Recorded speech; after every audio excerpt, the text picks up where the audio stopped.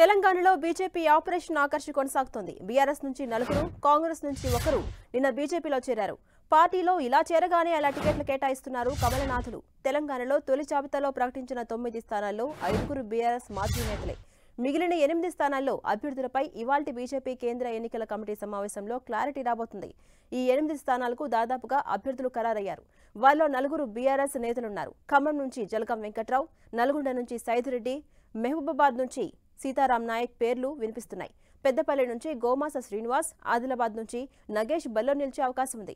ఇక మహబూబ్ నగర్ నుంచి డీకే అరుణ, జితేందర్ రెడ్డి మధ్య పోటీ నెలకొంది.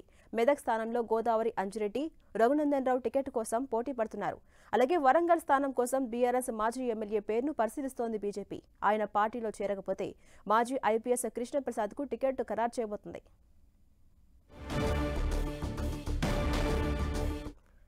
ఇదే అంశంపై మరింత సమాచారం మా ప్రతినిధి అజయ్ అందిస్తారు. అజయ్, మనం చూస్తుంటే తెలంగాణలో బీజేపీ ఆపరేషన్ ఆకర్ష్ కొనసాగుతోంది. బీఆర్ఎస్ నుంచి నిన్న చూసుకుంటే 4గురు బీఆర్ఎస్ నుంచి, కాంగ్రెస్ నుంచి ఒకరు బీజేపీలో చేరారు.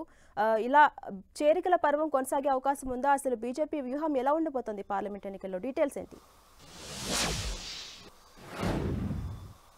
ఝాన్సీ రాణి, బీజేపీ బలమైన అభ్యర్థులను ఎంపీ స్థానాల్లో నిలబెట్టడమే లక్ష్యంగా తమ పావులు కదుపుతుంది. అందులో భాగంగానే ఆపరేషన్ ఆకర్ష్కు తెరలేపినటువంటి పరిస్థితి మనం చూసుకోవచ్చు.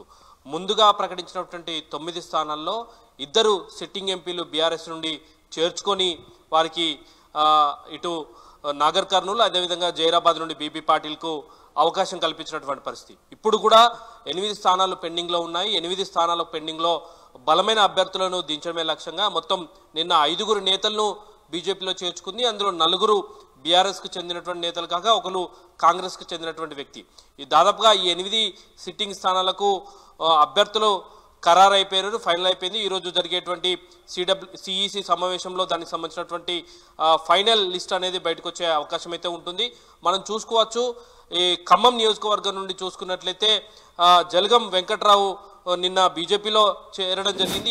ఈరోజు ఆయనకు టికెట్ కేటాయించే అవకాశాలు ఎక్కువగా కనబడుతున్నాయి. అదేవిధంగా మహబూబాబాద్ సంబంధించి సీతారాం నాయక్ను బీజేపీలోకి తీసుకున్నారు. అక్కడ కూడా ఆయనకు టికెట్ కేటాయిస్తున్నటువంటి పరిస్థితి. నల్గొండ టికెట్ కూడా సైదిరెడ్డికి కేటాయిస్తున్నటువంటి పరిస్థితి మనం చూసుకోవచ్చు. అదేవిధంగా పెద్దపల్లి విషయానికి వస్తే గోమాస శ్రీను కాంగ్రెస్లో ప్రస్తుతం ఉన్నారు. ఆయన కాంగ్రెస్ నుండి బీజేపీలోకి చేరారు. బీజేపీలోకి చేరడం వెంటనే ఆయనకు టికెట్ వచ్చే అవకాశాలు ఎక్కువగా కనబడుతున్నటువంటి పరిస్థితి మనం చూసుకోవచ్చు. అదేవిధంగా ఆదిలాబాద్ సిట్టింగ్ ఎంపీ సోయం బాబురావు ఉన్నప్పటికీ కూడా అదే స్థానంలో నగేష్ను బరిలోకి దించేందుకు బీజేపీ నేతలు పావులు కదుపుతున్నటువంటి పరిస్థితి మనం చూసుకోవచ్చు. సిట్టింగ్ ఎంపీని పక్కన పెట్టి బీఆర్ఎస్ సంబంధించినటువంటి ఒక మాజీ ఎంపీని బీజేపీలోకి తీసుకొని ఆయనకు టికెట్ కట్టబెట్టే అవకాశాలు అయితే ఎక్కువ కనబడుతున్నాయి. దీంతో ప్రకటించబోయే 8 స్థానాల్లో 4గురు బీఆర్ఎస్కి చెందినటువంటి నేతలే కావడం అనేది ఇక్కడ విశేషమని చెప్పుకోవచ్చు.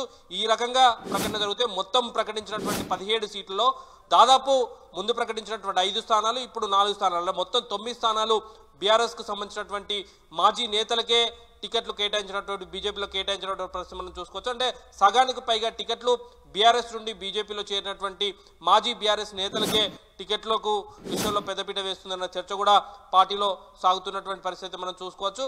మనం గతానికి సంబంధించినటువంటి ఏదైతే 9 స్థానాలు ప్రకటించారో ఆ స్థానాల విషయానికి చూసుకున్నట్లయితే ఇటు మల్కాజ్గిరి నుండి బరిలో దిగినటువంటి ఈటల రాజేందర్ బీజేపీలో చేరారు. ఆయన మాజీ మంత్రి, బీఆర్ఎస్ నేత అని చెప్పుకోవచ్చు. అదేవిధంగా భువనగిరి నుండి పోటీ చేస్తున్నటువంటి బూర నరసయ్య కూడా బీఆర్ఎస్కు చెందినటువంటి మాజీ ఎంపీ. ఆయన భువనగిరి నుండి పోటీ చేస్తున్నాడు బీజేపీ నుండి. అదేవిధంగా చేవెళ్ల నుండి పోటీ చేసినటువంటి కొండ విశ్వేశ్వరరెడ్డి కూడా మాజీ బీఆర్ఎస్ ఎంపీ అని చెప్పుకోవచ్చు. ఇలా చూసుకున్నట్లయితే మొత్తం 17 మంది ఎంపీ స్థానాల్లో దాదాపు 9 మంది బీఆర్ఎస్కి సంబంధించినటువంటి మాజీ లేపతలు కావడం అనేది విశేషం అని చెప్పుకోవచ్చు.